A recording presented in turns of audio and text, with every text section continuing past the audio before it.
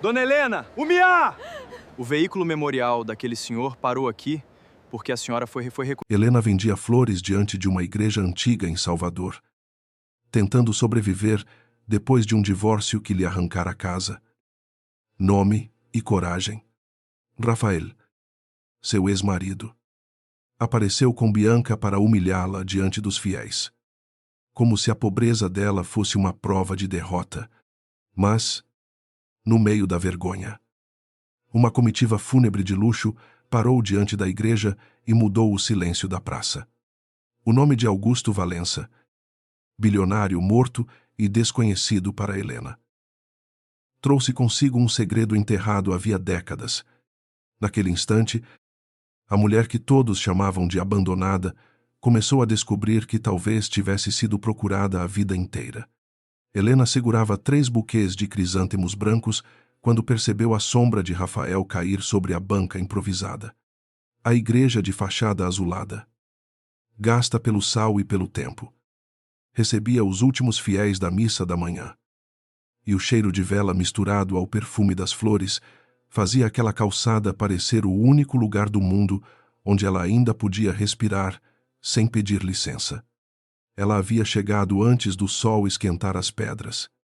Arrumara rosas, palmas, lírios baratos e pequenos ramos de arruda em baldes de plástico, como fazia todos os dias desde que o casamento acabara. Não era uma vida bonita, mas era dela, Rafael. Porém, apareceu vestido com camisa clara demais, relógio brilhante demais, sorriso cruel demais, trazendo Bianca pendurada em seu braço como uma medalha. Ele olhou para as flores, depois para os dedos rachados de Helena, e disse, alto o suficiente para que as senhoras da Irmandade ouvissem, que pelo menos agora ela combinava com velório. Bianca riu com a mão sobre a boca, fingindo delicadeza. Mas seus olhos tinham a fome de quem precisava ver outra mulher menor para se sentir grande. Helena sentiu o rosto queimar, não pelo insulto em si, porque já ouvira coisas piores dentro do apartamento onde um dia acreditou ter um lar, mas pela maneira como algumas pessoas diminuíram o passo para assistir. Rafael se inclinou, pegou uma rosa vermelha e girou o caule entre os dedos, como se examinasse mercadoria estragada. Você devia agradecer. Helena, eu te deixei exatamente onde você sempre pertenceu na porta da igreja, esperando esmola dos outros. A frase entrou nela como uma lâmina velha. Ela poderia ter gritado que aquela banca pagava seu quarto, seu arroz, seu silêncio. Poderia ter lembrado que Rafael levara as economias dela junto com as promessas. Mas a vergonha apertou sua garganta antes da raiva, e Helena apenas estendeu a mão para pegar a rosa de volta. Rafael não devolveu. Deixou a flor cair na calçada e pisou no botão vermelho com a sola limpa do sapato. O som foi pequeno, quase nada, mas dentro de Helena pareceu uma porta sendo arrombada. Bianca comentou que certas mulheres nasciam para segurar buquê dos outros, nunca para receber um. E alguns risos escaparam perto do portão da igreja. O padre, ocupado com uma família que acabara de sair da sacristia, ainda não havia entendido a cena inteira. Helena abaixou-se para recolher a rosa esmagada, e o cordão antigo que usava no pescoço escapou de dentro da blusa. O pingente em forma de beija-flor balançou contra a luz. Era a única coisa que tinha da mãe. Além de uma certidão amarelada e de uma frase repetida na febre dos últimos dias, não procure quem já escolheu partir. Helena crescera obedecendo essa ordem como se fosse uma lei. Não procurou o pai. Não procurou resposta. Não procurou nada que pudesse confirmar que fora rejeitada antes mesmo de aprender a falar. Foi então que a praça mudou de som. Primeiro veio o ruído grave de motores caros subindo a rua estreita. Depois o murmúrio das pessoas se abrindo como água diante de uma procissão inesperada. 4 carros pretos apareceram, polidos a ponto de refletirem o céu branco de Salvador, seguidos por um veículo fúnebre coberto de flores nobres. Orquídeas e lírios que não se vendiam em baldes de plástico. Um pequeno emblema prateado decorava as portas um beija-flor de asas abertas. Helena olhou para o símbolo e levou a mão ao próprio pingente sem perceber. Rafael também olhou. Mas seu sorriso mudou de deboche para curiosidade ambiciosa. Bianca ajeitou os cabelos. A comitiva parou exatamente diante da banca, interrompendo o trânsito, as conversas e até o riso que ainda pairava no ar. Por alguns segundos, ninguém ousou falar. A morte, quando chega cercada de luxo, costuma impor uma reverência que a pobreza jamais recebe. A porta do segundo carro se abriu, e um homem de terno escuro desceu com uma pasta de couro presa contra o peito. Não parecia motorista nem parente choroso. Tinha a postura de quem carregava ordens, não sentimentos. Seus olhos passaram por Rafael, por Bianca, pelos fiéis. E finalmente pousaram em Helena com uma certeza que a fez recuar meio passo. Ele era jovem demais para parecer tão cansado, talvez perto dos 30 e poucos anos. Com o rosto sério e a barba bem aparada, aproximou-se sem pressa, como se temesse que qualquer movimento brusco quebrasse algo invisível.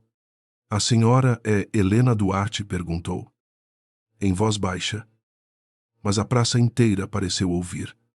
Helena pensou em negar.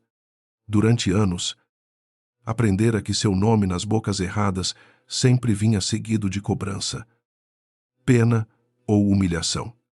Ainda assim, respondeu que sim, segurando o avental manchado de pólen como se fosse uma defesa. Rafael soltou uma risada seca e se adiantou, tentando ocupar o espaço entre ela e o desconhecido. Disse que devia haver engano, que Helena não era ninguém importante. Só sua ex-mulher. Uma pessoa simples, confusa, acostumada a inventar drama para chamar atenção. O homem de terno nem piscou. Abriu a pasta, retirou um envelope creme lacrado com o mesmo beija-flor prateado e olhou diretamente para Helena. Não para Rafael. Meu nome é Caio Moura. Sou advogado responsável pelas últimas disposições do Sr. Augusto Valença. O nome percorreu a calçada como um sopro assustado. Até quem não acompanhava jornal sabia quem fora Augusto Valença, dono de construtoras, hotéis, fazendas, hospitais privados. Um homem rico o bastante para ter sua morte anunciada em telejornais e comentada em fila de padaria. Helena, porém, sentiu outra coisa. O nome Valença bateu em algum canto antigo da memória, junto da voz fraca da mãe e de uma noite de chuva em que ela fingira dormir para não ouvir choro. Bianca apertou o braço de Rafael e sussurrou que aquilo só podia ser golpe. Rafael recuperou o sorriso, agora duro, e perguntou se o advogado tinha certeza de que não procurava alguma senhora da elite. Alguém com sobrenome duplo e cabelo escovado. Não uma vendedora de flores que mal pagava aluguel. Caio virou-se para ele apenas o suficiente para mostrar que sua paciência era formal, não infinita. Tenho mais certeza do nome dela do que o senhor parece ter tido do valor dela. A frase caiu sem grito, mas fez mais estrago que uma bofetada. Algumas pessoas murmuraram. Helena sentiu vontade de desaparecer. Ao mesmo tempo, de ficar de pé pela primeira vez em anos. Caio então fez a declaração que partiu amanhã. Em 2, o caixão de Augusto Valença havia parado ali porque uma carta deixada pelo próprio morto ordenava que, antes de seguir para o sepultamento, a comitiva encontrasse Helena Duarte na porta daquela igreja. Helena não compreendeu de imediato. O mundo pareceu atrasar alguns segundos. Ela viu o padre se aproximar com a testa franzida. Viu Rafael perder a cor. Viu Bianca arregalar os olhos para o envelope, como se já calculasse o preço daquilo. Viu também o carro fúnebre. Silencioso. Pesado. Com flores demais, para um homem que partira sozinho dentro de uma caixa escura. Eu não conheço esse homem. Helena disse, e sua voz saiu rouca, quase infantil. Caio abaixou um pouco o tom, como se enfim enxergasse não uma peça de processo, mas uma mulher ferida diante de curiosos. Ele explicou que Augusto Valença procurara por uma pessoa chamada Helena durante muitos anos, que havia documentos a serem apresentados em local reservado, que ela não precisava decidir nada naquele instante. A única coisa que precisava saber, ali, diante de todos que a tinham visto ser humilhada, era que o nome dela constava no testamento. Rafael deu um passo para trás, como se a calçada tivesse cedido. Depois tentou rir novamente. Mas o som saiu torto. Disse que testamento de bilionário não aparecia em porta de igreja. Que aquilo devia ser encenação. Que Helena não tinha nem onde cair morta. Ela virou o rosto para ele. E algo em seus olhos fez Rafael calar antes de terminar. Não era triunfo. Ainda não. Era uma dor antiga, começando a entender que talvez tivesse sido alimentada por mentiras. Helena tirou o pingente de dentro da blusa e o segurou entre os dedos. O beija-flor prateado no envelope parecia responder ao beija-flor gasto de seu cordão, como duas metades de uma conversa interrompida antes de ela nascer. Por que esse símbolo? Perguntou. Caio olhou para o pingente. E pela primeira vez sua expressão firme se rompeu. Ele não parecia surpreso. Parecia confirmado. Disse apenas que aquele detalhe explicava por que Augusto nunca desistira. O padre, agora, ao lado de Helena, pediu que todos respeitassem aquele momento. Mas a praça já fervia em cochichos. Uma mulher que comprava flores toda semana fez o sinal da cruz. Um rapaz levantou o celular para gravar. E Caio pediu que guardasse o aparelho com uma firmeza educada que não deixava espaço para a desobediência. Bianca tentou se aproximar de Helena com voz doce de repente, chamando-a de querida, dizendo que talvez pudessem conversar com calma. Afinal, família era família. Helena quase riu. A palavra família, na boca de Bianca, soava como perfume barato, tentando esconder fumaça. Rafael percebeu a mudança de vento e estendeu a mão para tocar o ombro da ex-mulher. Mas Helena se afastou. Não precisou empurrá-lo. Não precisou ofendê-lo. Bastou não permitir. O gesto simples pareceu maior que qualquer grito que ela tivesse guardado durante o casamento. Caio ofereceu acompanhá-la até um lugar reservado dentro da igreja, onde poderia ler a primeira carta de Augusto longe dos olhos da rua. Helena olhou para sua banca. Havia flores espalhadas, uma rosa esmagada, moedas dentro de uma lata e um pedaço de pano azul cobrindo os baldes. Tudo pequeno, pobre, conhecido. Depois olhou para o carro fúnebre e para o envelope com o beija-flor. E sentiu medo de que, ao abrir aquela carta, perdesse até a mentira que a mantivera viva. Porque acreditar que fora abandonada doía, mas era uma dor organizada. Descobrir que talvez tivesse sido roubada de alguém que a procurou por anos era uma dor sem paredes. Ainda assim, a voz da mãe voltou. Fraca, tremendo, dizendo para não procurar quem escolher a partir. Pela primeira vez. Helena se perguntou se aquela frase tinha sido uma proteção ou uma prisão. Ela recolheu a rosa pisada do chão e a colocou sobre a banca, separada das outras, como se até as coisas quebradas merecessem um lugar. Então tirou o avental devagar. Rafael a observava com os olhos arregalados. Bianca já não sorria, e os curiosos pareciam prender a respiração. Helena ergueu o queixo. Não como herdeira, não como vencedora, mas como alguém que finalmente aceitava atravessar a porta que sempre temera abrir. Eu vou ouvir a carta, disse. Caio assentiu. E o padre abriu caminho em direção à lateral da igreja. Antes de entrar, Helena olhou uma última vez para Rafael. Ele, que minutos antes parecia tão alto, Agora parecia menor que a rosa esmagada. A comitiva fúnebre permaneceu parada, guardando o silêncio de Augusto Valença. Enquanto Helena cruzava a sombra da porta sagrada, levando no peito o beija-flor antigo e, nas mãos trêmulas, o primeiro sinal de que sua vida inteira talvez tivesse começado com uma mentira.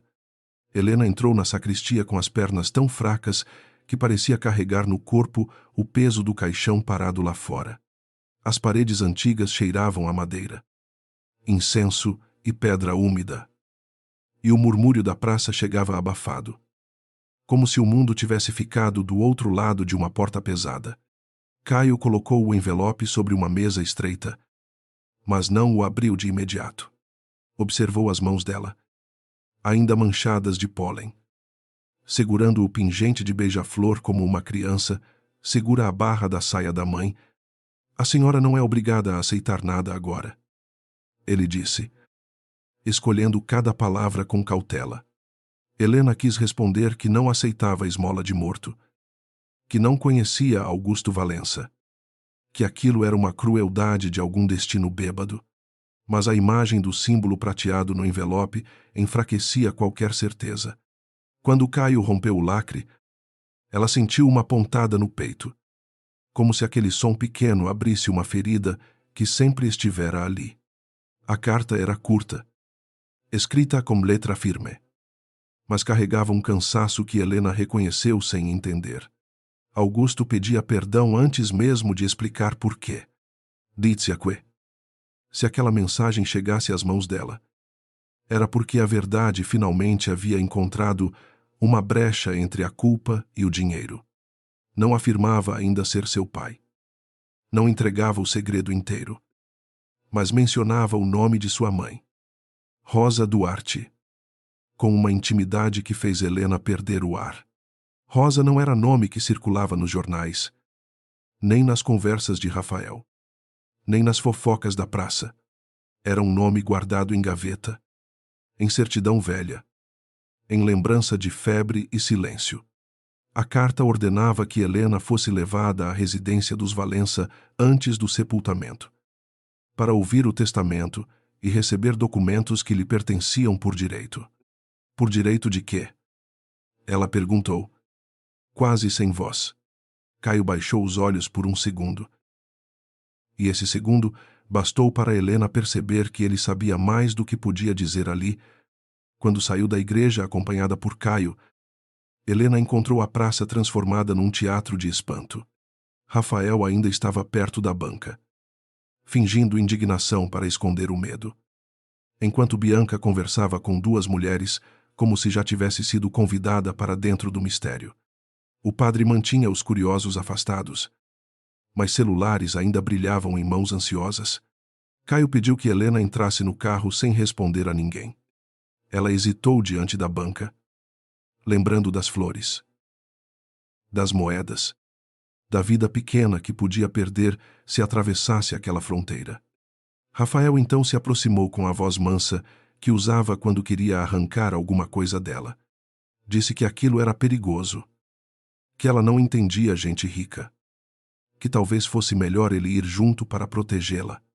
Helena olhou para a rosa esmagada sobre o pano azul e compreendeu, com uma clareza dolorida, que Rafael nunca a protegera do mundo. Apenas a treinara para duvidar de si mesma. Entrou no carro sem lhe dar resposta. A residência dos Valença ficava afastada da agitação popular, numa rua sombreada por árvores antigas e muros altos, onde Salvador parecia esconder outra cidade atrás de portões vigiados. A casa não era apenas grande, era impositiva, feita para convencer qualquer visitante de que ali o tempo obedecia ao sobrenome da família. Havia janelas coloniais restauradas, pisos brilhantes, santos barrocos em nichos discretos e empregados caminhando como se até o luto tivesse regras.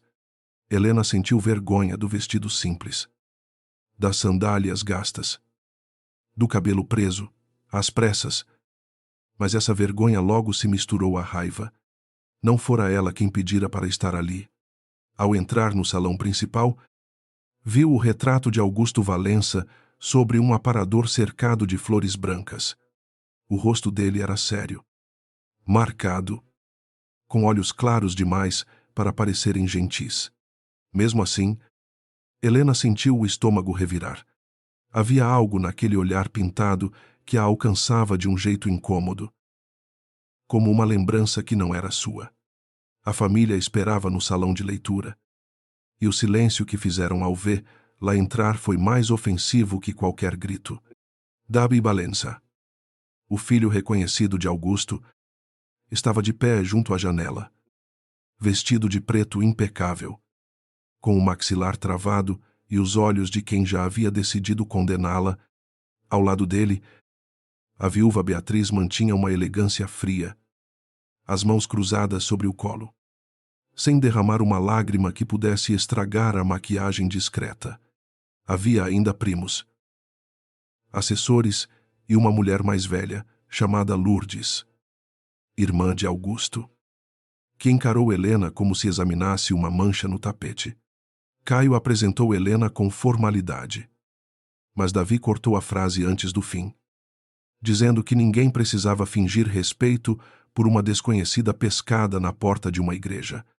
Helena sentiu o golpe, porém permaneceu de pé. A mulher que vendia flores talvez se encolhesse diante de Rafael. A mulher que ouvira o nome da mãe numa carta de morto não podia se permitir cair tão cedo. Caio abriu o testamento sobre uma mesa escura, e a sala pareceu prender a respiração.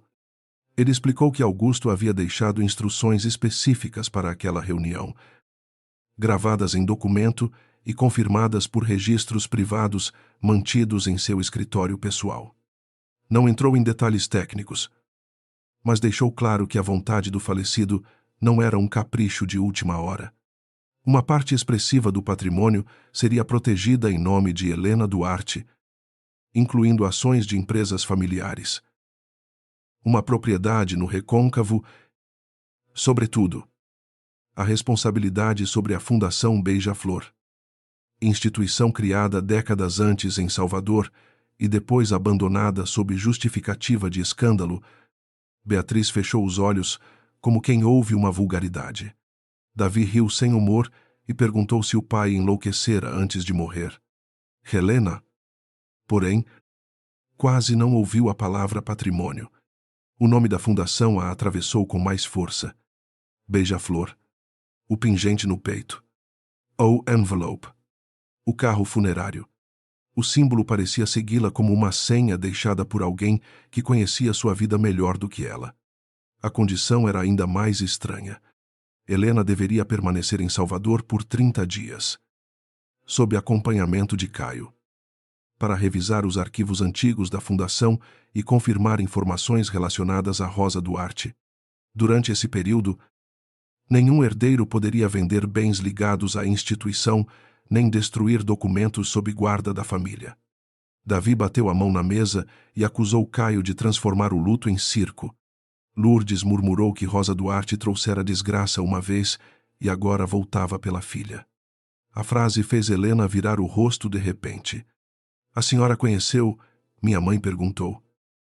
E o salão inteiro pareceu se arrepender de ter respirado. Lourdes apertou os lábios. Beatriz desviou o olhar. Davi se adiantou dizendo que Helena não tinha direito de interrogar ninguém naquela casa. Mas Helena ouvira o suficiente. Pela primeira vez. Alguém daquele mundo admitia que Rosa não era uma desconhecida. A mãe que lhe deixara apenas pobreza e silêncio havia passado por aqueles corredores antes dela. Caio entregou a Helena uma pasta fina, dizendo que continha apenas cópias iniciais, pois os documentos principais estavam guardados no arquivo da Fundação. Ela abriu com dedos trêmulos e encontrou uma fotografia envelhecida. Rosa aparecia jovem, usando vestido claro, segurando uma caixa de flores diante de um prédio simples. Ao lado dela estava Augusto Valença, muito mais novo que no retrato do salão, sorrindo de um jeito que nenhuma pintura oficial conseguiria reproduzir. Atrás dos dois, uma placa dizia Fundação Beija-Flor. Helena sentiu o chão inclinar. A mãe sempre contara que trabalhara em casas de família, nunca em fundação de bilionário. Sempre dissera que homens ricos colecionavam mulheres pobres para depois descartá-las. Mas nunca pronunciara o nome Augusto. Na cópia de um registro anexado à foto, havia datas que não fechavam.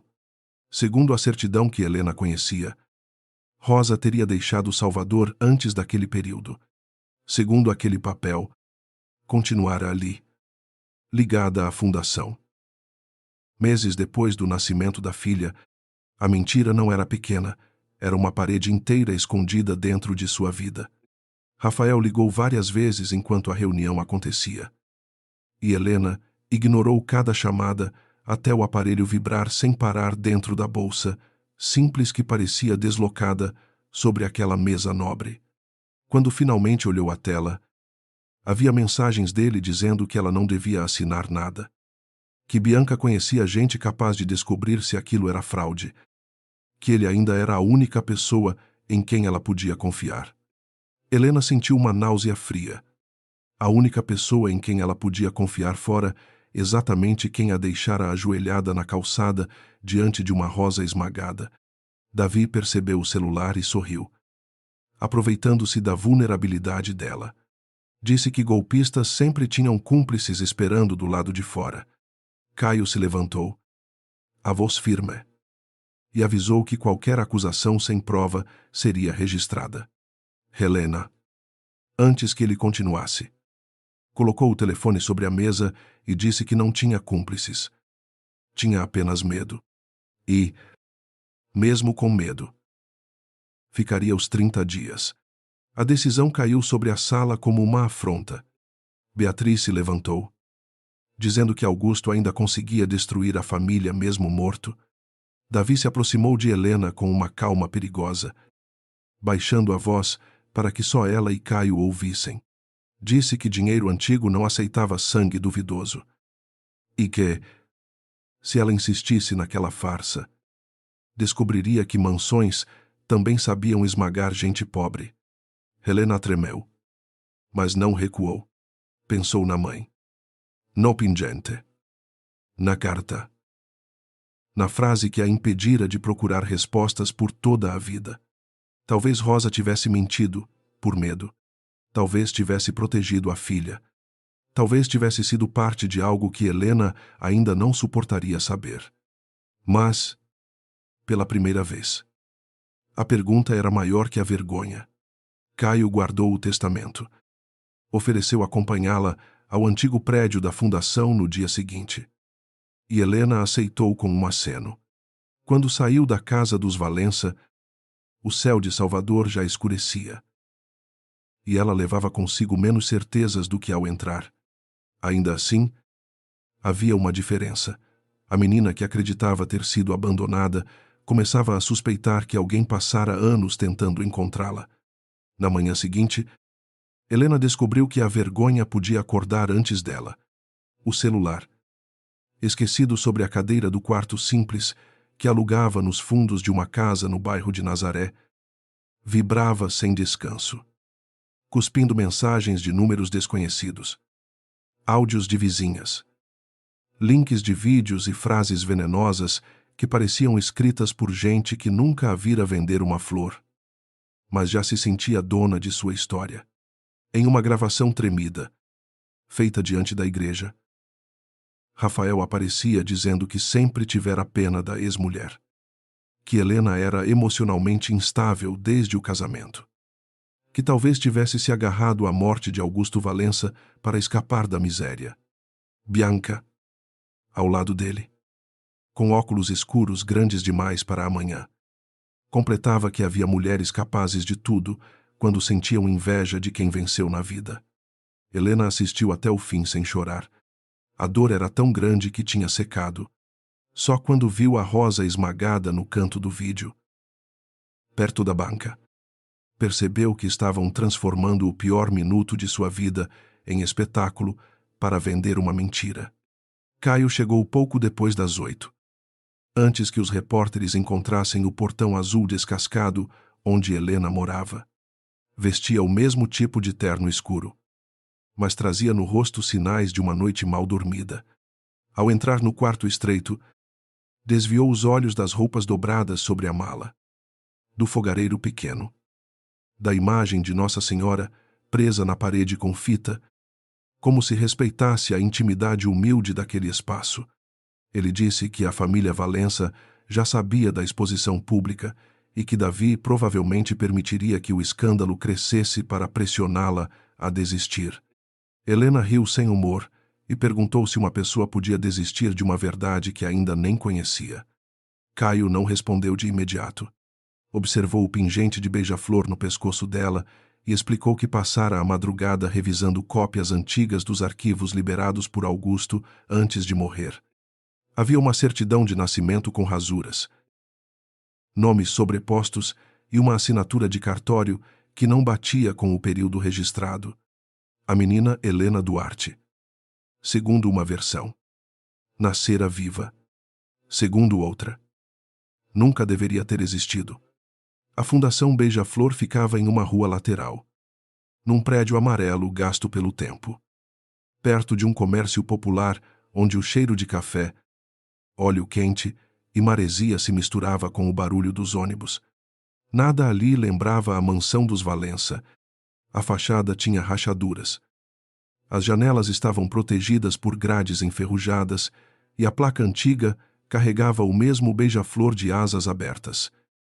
Quase apagado pela ferrugem, Helena parou diante da entrada, tomada por uma sensação impossível de explicar. Era como se sua mãe tivesse passado por aquela porta minutos antes. Embora Rosa estivesse morta havia anos, Caio chamou o zelador, um homem magro chamado Edivaldo, que olhou para Helena com espanto contido ao ouvir seu sobrenome. Ele disse que trabalhava ali desde menino, primeiro fazendo pequenos serviços para a mãe, depois cuidando do prédio quando a fundação foi fechada. Ao ver o pingente no peito de Helena, Edivaldo levou a mão à boca e murmurou que aquele cordão pertencia à moça das flores de antigamente. Helena sentiu um frio subir pela nuca. Minha mãe vendia flores, perguntou. E a pergunta saiu mais dura do que pretendia. Edivaldo pareceu se arrepender de ter falado, mas Caio pediu que ele dissesse apenas o que lembrava, sem exageros. O homem contou que Rosa Duarte não era só funcionária da fundação, ajudava a organizar doações, acolhia mulheres jovens expulsas de casa, fazia arranjos para eventos beneficentes e conhecia Augusto Valença de perto, perto demais. Segundo as fofocas daquele tempo, Helena escutava como quem ouve a vida de uma estranha usando o rosto da própria mãe. Rosa, para ela, sempre fora uma mulher cansada, desconfiada, de mãos ásperas e amor silencioso. Alguém que mudava de assunto quando o passado encostava na mesa. Nunca falara de acolhimento, de eventos, de bilionário, de esperança. Caio abriu uma sala nos fundos com chaves entregues por Edivaldo. E o cheiro de papel antigo envolveu os três. Ali, caixas empilhadas guardavam nomes, recibos, cartas, fotografias e talvez o motivo pelo qual uma criança crescera, acreditando ter sido abandonada. A primeira fotografia que Helena encontrou não era a mesma da pasta. Nela, Rosa aparecia sorrindo em uma festa simples, segurando nos braços um bebê enrolado em manta clara. Ao lado, Augusto Valença olhava para a criança com uma ternura tão evidente que Helena precisou apoiar a mão na mesa para não cair. No verso. Uma frase curta escrita com caneta azul dizia: "Minha pequena H." O beija-flor que voltou para mim. Não havia assinatura. Mas Caio reconheceu a letra de Augusto. Helena ficou presa à imagem do bebê, procurando em si alguma memória impossível daquele colo, daquele homem, daquela sala cheia de flores. Nada veio. Apenas um vazio quente. Uma tristeza que não sabia onde pousar. A criança da foto estava viva. Amada, segurada por braços que não pareciam de alguém prestes a abandoná-la. Então, por que Rosa fugira? Por que escondera tudo? Por que morrera, deixando na filha a certeza de que procurar o pai seria uma humilhação? A raiva que Helena sentiu da mãe a assustou, porque vinha misturada com saudade. Enquanto ela examinava as fotografias, Caio encontrou uma pasta menor dentro de uma caixa marcada como arquivo médico-social. Havia formulários de atendimento, solicitações de auxílio e uma cópia de registro civil com trechos corrigidos à mão.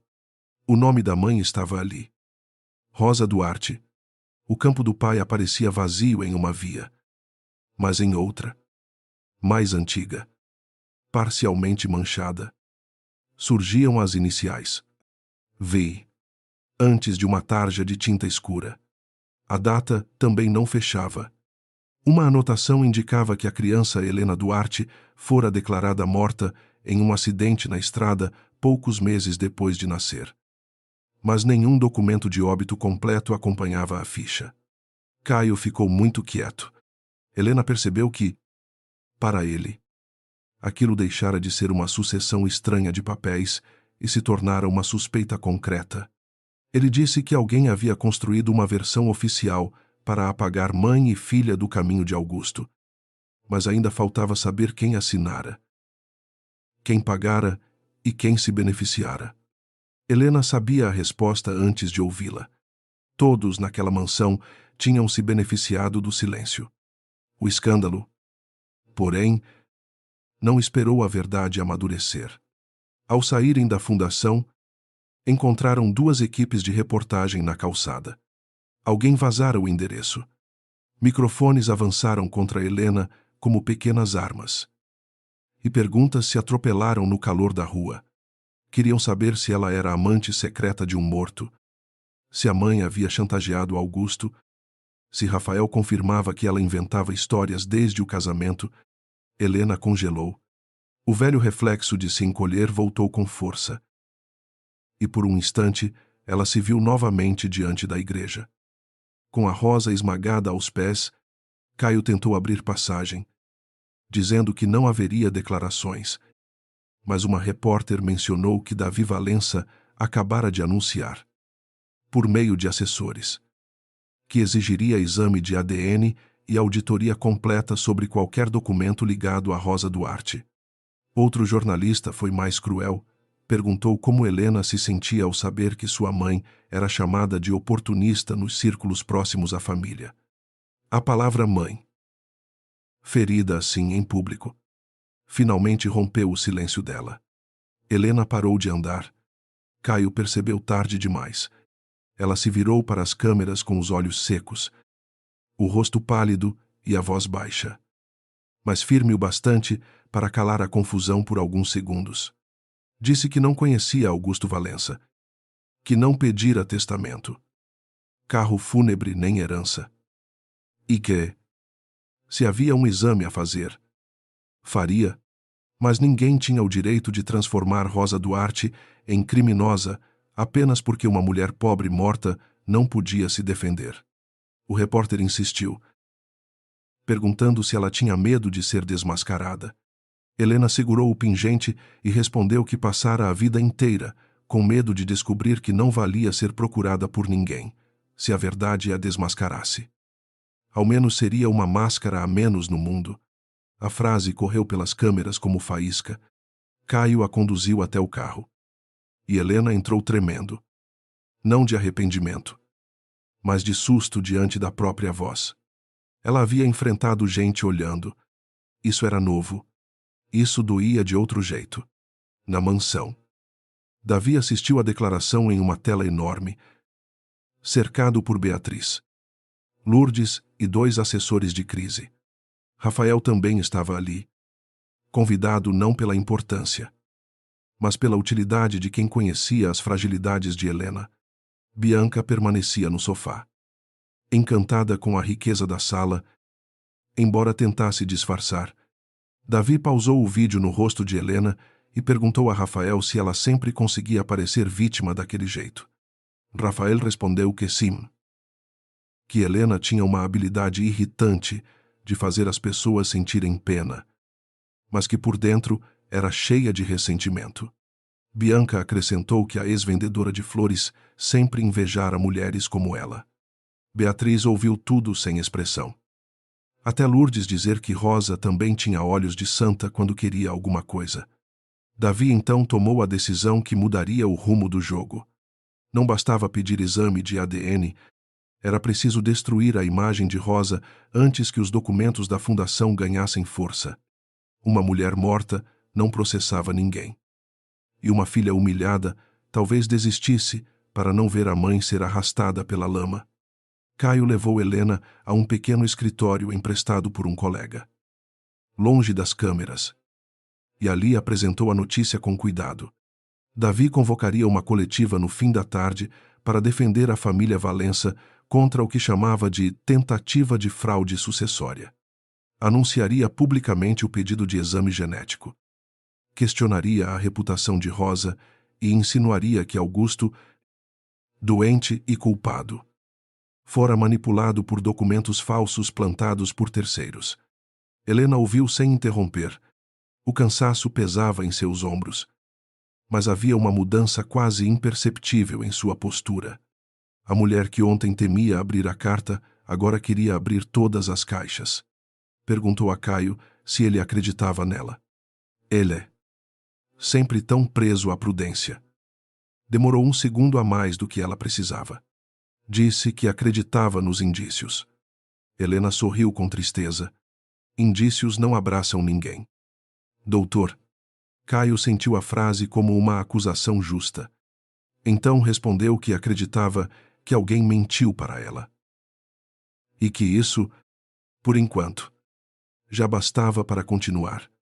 No fim da tarde, antes mesmo de a coletiva começar, Edivaldo ligou para Caio com a voz urgente. Enquanto reorganizava uma estante caída no arquivo da Fundação Beija-Flor, encontrara um envelope escondido atrás do fundo falso de uma gaveta. Caio colocou a chamada no viva-voz. E Helena ouviu o nome de Rosa sair trêmulo do aparelho. Dentro do envelope havia uma fita cassete etiquetada com a letra da mãe e uma frase que fez o quarto parecer perder o ar. Para Helena, se um dia disserem que seu pai nos abandonou, Helena não conseguiu falar. Caio pegou as chaves do carro, mas o celular dela vibrou antes que saíssem. Era uma transmissão ao vivo da coletiva de Davi. Na tela, diante de jornalistas, ele declarava que aceitaria o exame de ADN para encerrar a farsa e proteger a memória de Augusto contra a filha de uma mulher que, segundo ele, havia tentado vender uma criança ao próprio pai. Helena olhou para a acusação, depois para o beija-flor no peito. E entendeu que a noite ainda arrancaria sangue de alguma verdade escondida. A Fundação Beija-Flor estava às escuras quando Helena e Caio chegaram. E a rua parecia diferente à noite. Mais estreita. Mais desconfiada. Como se os muros guardassem ouvidos. Edivaldo os esperava junto ao portão, segurando um molho de chaves com a mão trêmula. Ele não era homem de se assustar fácil. Mas havia no rosto dele um medo antigo, desses que não nascem de um susto, e sim de anos observando ricos enterrarem verdades em gavetas. Conduziu os dois até a sala dos fundos, onde a lâmpada fraca tremia sobre caixas abertas. Poeira suspensa e documentos espalhados como restos de uma vida interrompida. Sobre a mesa estava o envelope encontrado atrás do fundo falso.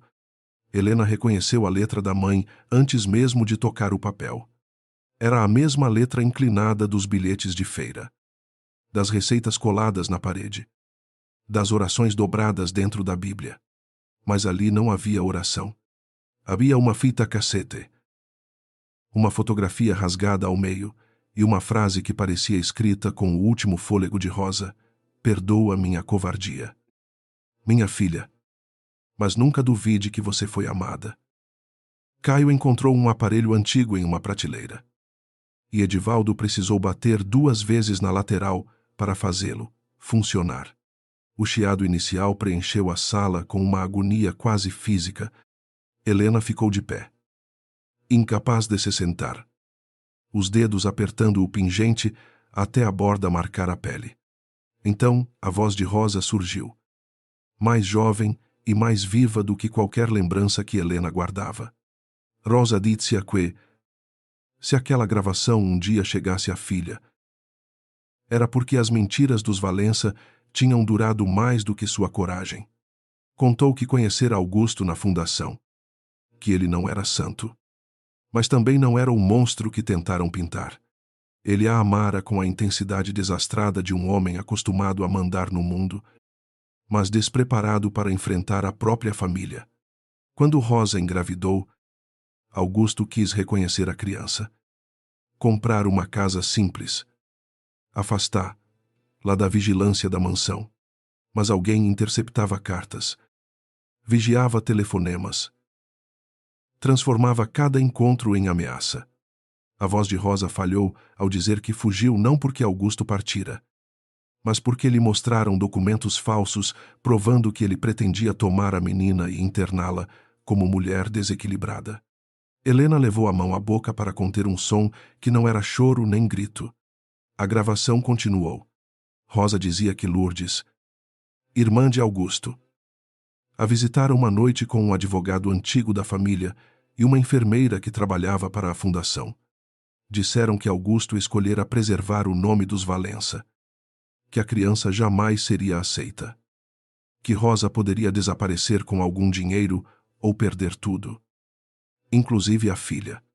Dias depois, houve um acidente armado na estrada para criar a versão de que mãe e bebê tinham morrido. Rosa escapou porque Edivaldo, ainda muito jovem, avisou que os homens contratados falavam demais no pátio. Ela fugiu sem dinheiro, sem documentos completos, sem saber que Augusto receberia uma certidão falsa de óbito e uma mecha de cabelo que nem era da criança. A fita chiu, e Rosa respirou fundo antes de pronunciar o nome que Helena temia ouvir.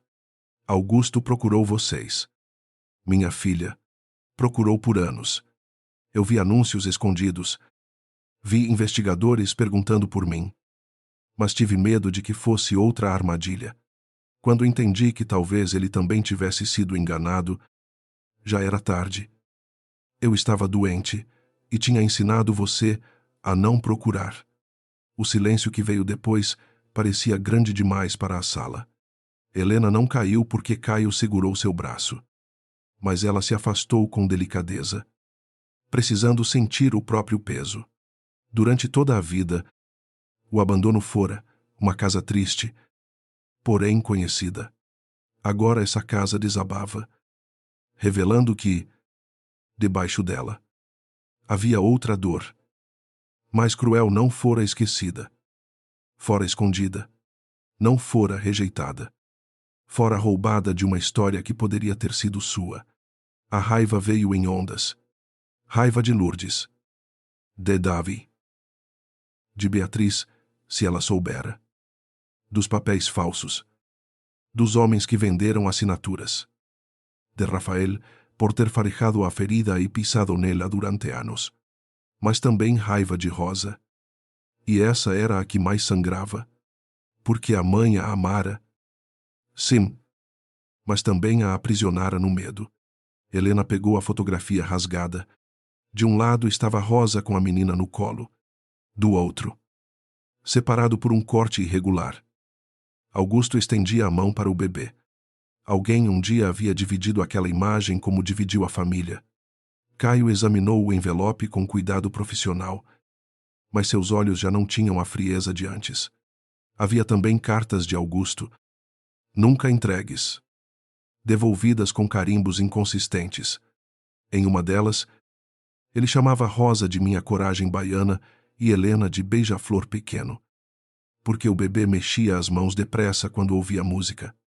Em outra, escrita anos depois, Augusto confessava suspeitar que a morte das duas fosse mentira, mas dizia estar cercado de pessoas que controlavam seus passos, sua saúde, sua agenda e até sua culpa. Ele mencionava que Davi era jovem demais para entender a guerra da família, Mas Lourdes sabia de tudo. Beatriz, segundo ele, soubera depois e preferira o conforto do silêncio. Caio guardou cada carta em sacos transparentes improvisados, usando cuidado de quem sabia que emoção sem prova podia ser destruída em praça pública. Helena, porém, já não via apenas documentos. Via um homem escrevendo para uma filha que ele talvez imaginasse morta, enquanto ela vendia flores, acreditando não pertencer a ninguém. O exame de ADN saiu na manhã seguinte, mais rápido do que Helena conseguiu preparar o coração.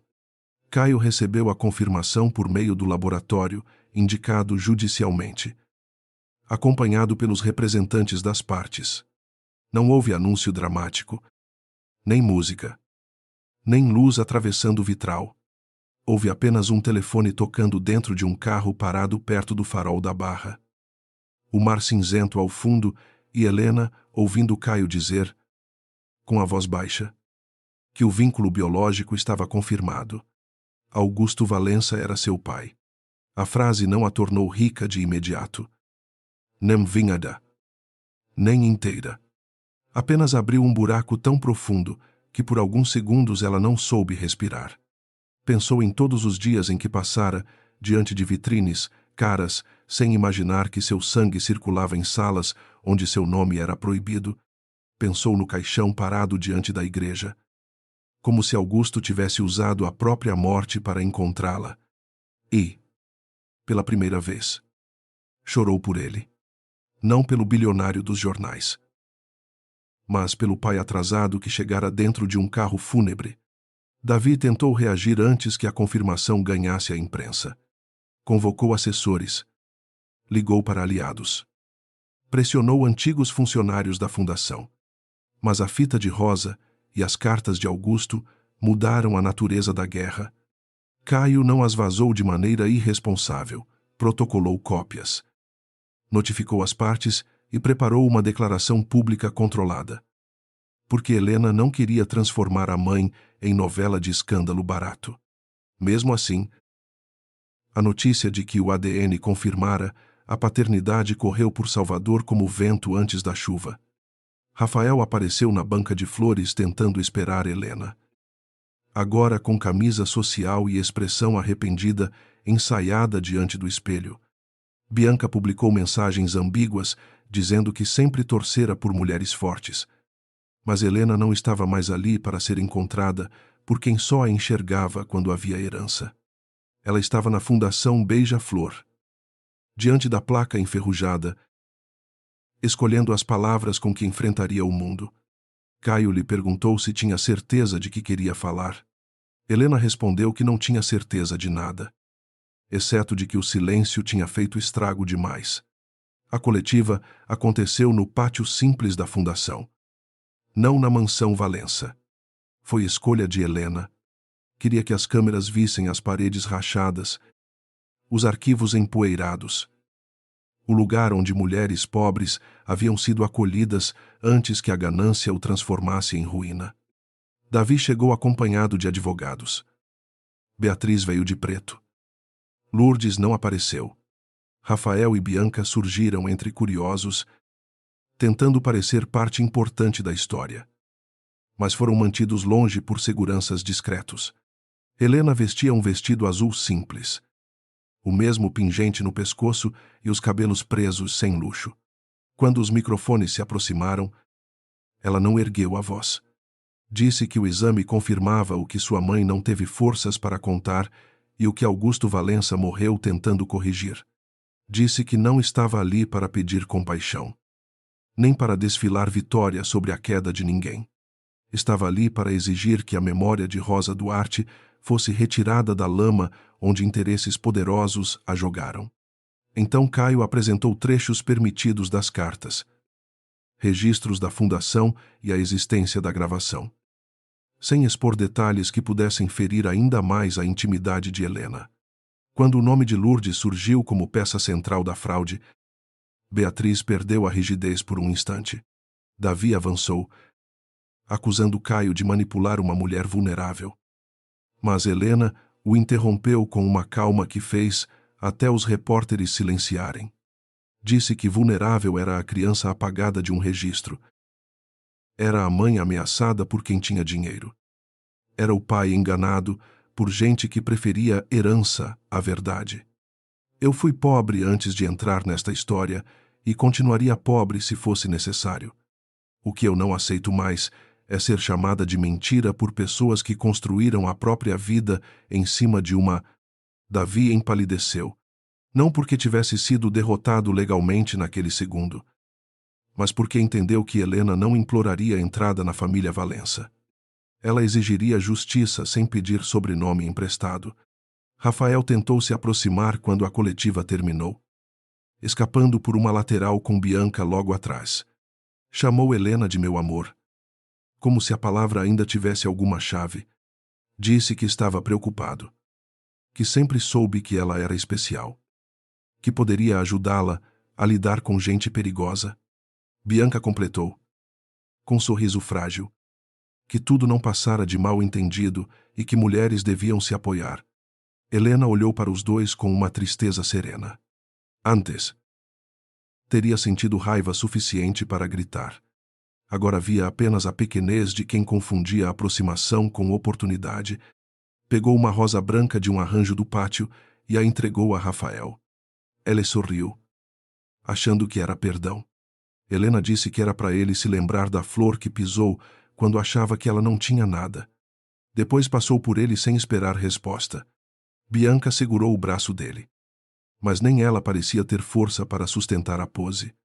A queda dos dois não fez Helena feliz. Apenas confirmou que certas humilhações só sobrevivem enquanto a vítima acredita nelas. Ao anoitecer, Helena voltou sozinha à igreja onde tudo começara. A banca estava guardada, a calçada limpa, mas ela ainda podia ver a rosa esmagada como uma mancha invisível. Sentou-se no último banco, segurando a fita de rosa e uma das cartas de Augusto. O padre não a interrompeu. Caio ficou do lado de fora, respeitando uma dor que documento nenhum explicava. Helena fechou os olhos e imaginou a mãe jovem correndo com um bebê no colo. Imaginou Augusto recebendo uma certidão falsa e envelhecendo dentro de uma culpa fabricada. Imaginou a si mesma, menina aprendendo a não perguntar. O beija-flor no peito parecia menos um enfeite e mais uma cicatriz transformada em asa. Quando saiu da igreja, Caio a esperava junto ao portão. Ele disse que o próximo passo seria decidir o destino da herança e da fundação. Helena olhou para a cidade acesa, para os degraus onde fora humilhada, para o céu escuro sobre Salvador. Não quero só herdar o nome dele, respondeu. Quero devolver vida ao que eles tentaram enterrar. Na manhã em que Helena voltou à mansão dos Valença, o portão se abriu sem o mesmo peso da primeira vez. Ela ainda sentiu o estômago apertar ao atravessar o jardim impecável, onde cada planta parecia podada para obedecer ao orgulho da família. Mas já não caminhava como intrusa. Caio vinha ao seu lado, carregando uma pasta com documentos. Relatórios da Fundação Beija-Flor e as cartas de Augusto preservadas com cuidado. Do lado de dentro, Davi esperava sem a arrogância afiada dos outros dias. O terno continuava caro.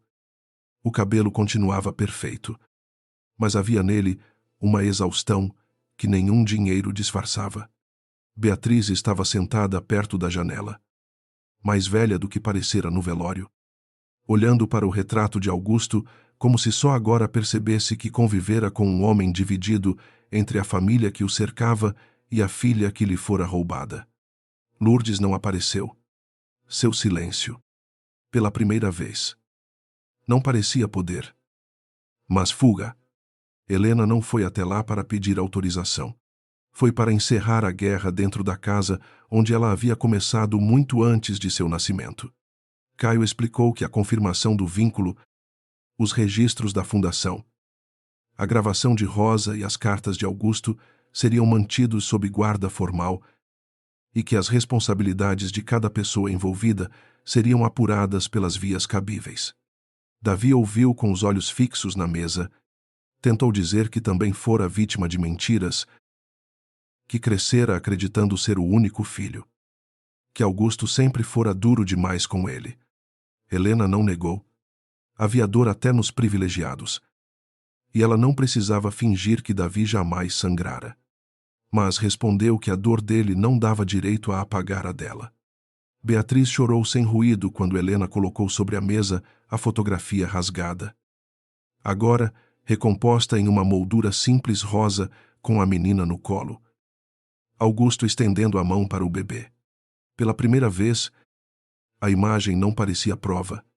Parecia luto. Davi perguntou o que Helena queria. A pergunta, dita sem deboche, a atingiu de modo estranho. Durante dias, todos haviam presumido que ela queria dinheiro. Vingança. Sobrenome. Entrada em salões onde jamais fora convidada. Rafael quisera aproximar-se por interesse. Bianca tentara transformar inveja em falsa sororidade. Jornalistas queriam lágrimas vendáveis. A família queria que ela fosse ameaça ou fraude. Mas quase ninguém perguntara o que Helena queria de verdade. Ela respirou fundo e olhou para o retrato de Augusto. Não conhecera a voz dele fora das cartas. Não recebera seu abraço. Não tivera tempo de odiá-lo, nem de amá-lo como filha comum. Herdara um fantasma. Uma ausência rica. Um pedido de reparação escrito tarde demais. Disse então que aceitaria a parte da herança destinada a ela. Mas não como troféu. Usaria a maior parte para reabrir a Fundação Beija-Flor. Proteger mulheres como Rosa. Financiar moradia temporária. Orientação. Cuidado. Trabalho digno e memória. O que restasse seria suficiente para viver sem pedir desculpas por existir. A decisão não deixou Davi aliviado. Talvez ele esperasse uma Helena sedenta, mais fácil de odiar. Talvez fosse mais simples enfrentá-la, se ela exigisse tudo com raiva. Mas a serenidade dela o obrigava a enxergar o tamanho daquilo que sua família destruíra. Beatriz pediu perdão. Primeiro, em nome de uma casa inteira. Depois, em nome de si mesma. Disse que soubera tarde.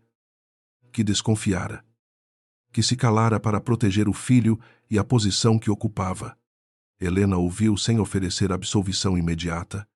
O perdão. Ela começava a entender. Não podia ser outra prisão imposta às mulheres feridas para que os culpados dormissem melhor. Respondeu que talvez um dia conseguisse perdoar. Mas naquele momento, só podia prometer que não transformaria a própria dor em crueldade. Beatriz aceitou o castigo daquela honestidade. Davi abaixou a cabeça. Caio, observando a cena. Percebeu que nenhum documento que ele redigira em anos tinha o peso daquela frase. A queda de Rafael e Bianca aconteceu sem espetáculo grandioso. E talvez por isso tenha sido mais dura.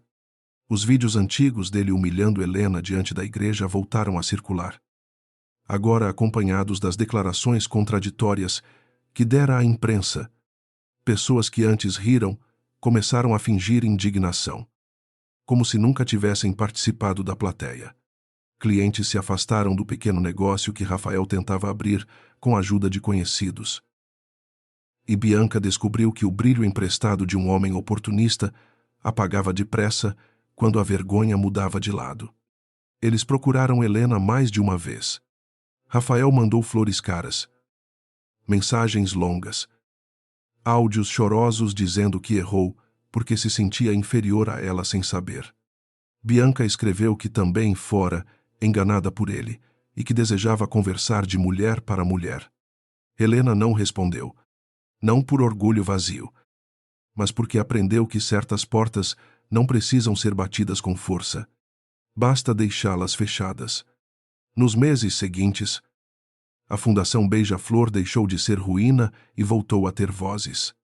O prédio amarelo foi pintado sem apagar as marcas antigas. Porque Helena queria que as paredes lembrassem o que sobrevivera. Edivaldo permaneceu como guardião do lugar. Agora com carteira assinada, sala própria e a dignidade tímida de quem finalmente era visto. Mulheres chegavam com crianças no colo. Malas pequenas. Olhos cansados. Histórias diferentes. E a mesma pergunta silenciosa que um dia Helena carregara. Ainda há lugar para mim. Ela não prometia milagres. Prometia escuta. Café quente. Encaminhamento. Trabalho. Uma rede concreta e humana.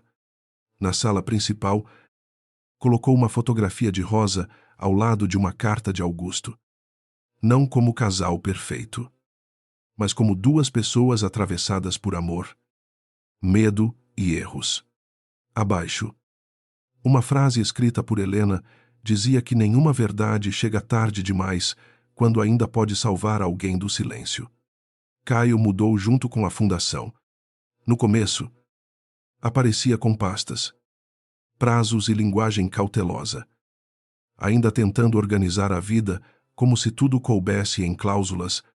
Depois aprendeu a sentar no pátio e ouvir histórias sem interromper. Helena notou essa mudança antes dele. Havia nele uma culpa discreta por ter duvidado primeiro. Por ter dito que acreditava nos indícios quando ela precisava que alguém acreditasse nela. Um fim de tarde. Enquanto a cidade dourava as janelas restauradas. Caio pediu desculpas por aquela demora. Helena sorriu. Sem doçura fácil, mas sem amargura. Disse que ele chegara pela porta dos papéis, mas ficara tempo suficiente para enxergar a pessoa. Não houve beijo dramático, nem promessa apressada. Apenas um silêncio bonito entre dois adultos feridos de maneiras diferentes, entendendo que confiança não nasce de uma cena intensa, mas de presença repetida. Respeito e paciência. O enterro simbólico de Augusto aconteceu semanas depois. A pedido de Helena. Na mesma igreja diante da qual o caixão parara. As cerimônias oficiais já tinham terminado. Os jornais já haviam encontrado outros escândalos. E Salvador seguia viva em seu barulho de ônibus. Sinos. Vendedores. Crianças correndo e mar distante. Mas Helena precisava de um adeus que não pertencesse à família Valença nem às câmeras. Levou um buquê simples de flores brancas e amarelas, feito por suas próprias mãos. Com ramos de arruda escondidos entre as pétalas, como fazia nos tempos de banca. Beatriz compareceu discretamente. Davi também. Parado ao fundo, sem tentar ocupar um lugar que não lhe cabia. Rafael apareceu do outro lado da rua, mas não atravessou. Talvez por vergonha, talvez porque finalmente entendesse que não havia mais cena onde pudesse representar importância. Bianca não estava com ele. Helena entrou na igreja carregando duas cartas. Uma era de Augusto, na qual ele prometia encontrá-la. Mesmo que o mundo insistisse em dizer que ela não existia, a outra era de Rosa, escrita com culpa e amor, pedindo que a filha não herdasse seu medo. Diante do altar, Helena não rezou por riqueza, justiça ou castigo. Rezou por descanso. Para o pai que chegou tarde. Para a mãe que fugiu com amor e pavor. Para a menina que cresceu acreditando ter nascido de uma rejeição, depois deixou o buquê aos pés da imagem sagrada e tocou o pingente de beija-flor. Não precisava mais usá-lo como prova. Agora era memória. Quando saiu, encontrou Caio perto da porta, sem invadir seu luto. Ele perguntou se ela estava bem. Helena olhou para a praça, onde tantas pessoas a tinham visto cair, e respondeu que não sabia se bem era a palavra. Mas estava inteira, o bastante para continuar. Do lado de fora, a antiga banca de flores havia sido remontada por voluntárias da fundação, não para que Helena voltasse à sobrevivência humilhada, mas para distribuir flores às mulheres atendidas naquele primeiro evento público. Uma menina pequena escolheu uma rosa vermelha e perguntou se podia levar duas. Uma para a mãe e outra para ela mesma. Helena se abaixou, entregou 3 e disse que algumas flores eram para lembrar que a gente não precisava merecer beleza para recebê-la. A menina sorriu e correu. Helena ficou olhando a cena. Sentindo o sol de Salvador, tocar seu rosto sem queimar, lá por dentro. A herança de Augusto lhe dera bens. Sim. Mas o verdadeiro legado era outro, a chance de desfazer. Em outras vidas. O nó que apertara a sua. Ela não era mais a mulher que Rafael pisou junto com a Rosa. Não era apenas filha de um bilionário, nem órfã de uma mentira. Era Helena Duarte Valença por direito. Helena Duarte por escolha. E, acima de tudo, uma mulher que finalmente parara de confundir abandono com destino.